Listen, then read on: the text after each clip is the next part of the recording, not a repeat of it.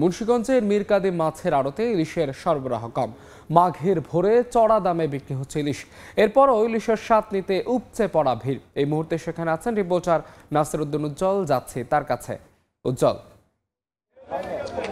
হাড় কাঁপানো শীত আর ঘন কুয়াশা উপেক্ষা করে নদী নালা, খাল বিল এমনকি সমুদ্র থেকেও কিন্তু মাছ নিয়ে আসা হয়েছে এই হাটে।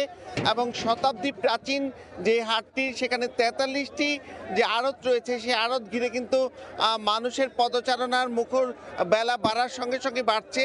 এবং সেটি কিন্তু একেবারে অন্ধকার থাকা অবস্থা থেকে এই বাজারের প্রস্তুতি চলছিল।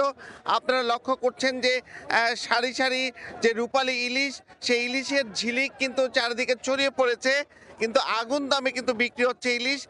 যে বড় সাইজের যেগুলো 1.5 কেজি ওজনের বা 1 কেজি ওজনের উপরে, সেগুলো কিন্তু বিক্রি হচ্ছে 2600 টাকা কেজি দরে। এছাড়াও কিন্তু 2200 থেকে 2300 টাকা বিক্রি হচ্ছে 1 কেজির কাছাকাছিগুলো। আর একদম ছোট আকারের ইলিশ বিক্রি হচ্ছে কিন্তু এখানে 500 টাকা কেজি দরে। তো ইলিশের পাশাপাশি অন্যান্য মাছেরও কিন্তু পসরা, এবং এই পসরা ঘিরেই কিন্তু মানুষের যে এই ভিড়, সেটি কিন্তু এখানে শুধু মুন্সিগঞ্জ নয়, নারায়ণগঞ্জ, দোহার আশেপাশের বিভিন্ন অঞ্চলের ক্রেতারা কিন্তু এখানে এসছেন। এবং তারা বলছেন যে এখানে নানা রকম মাছ পাওয়া যায় বলে কিন্তু এই হাটের কদর বেশি। এবং এই যে 2 থেকে 3 ঘন্টায় কিন্তু এখানে প্রায় কোটি টাকার মাছ বিক্রি হয়।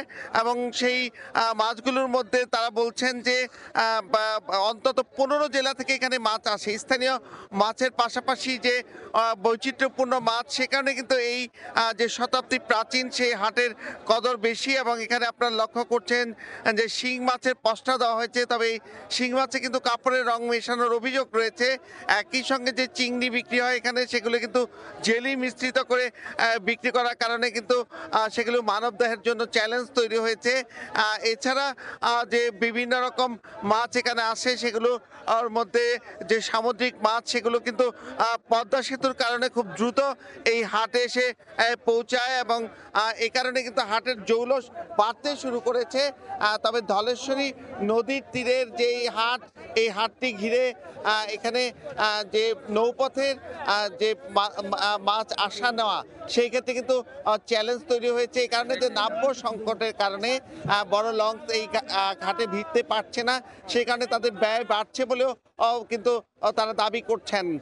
এই ছিল মুন্সিগঞ্জের মাছের হাটের সবশেষ। ইলিশের বাজারে সবশেষ খবর জানতে সরাসরি যুক্ত ছিলাম মুন্সিগঞ্জে।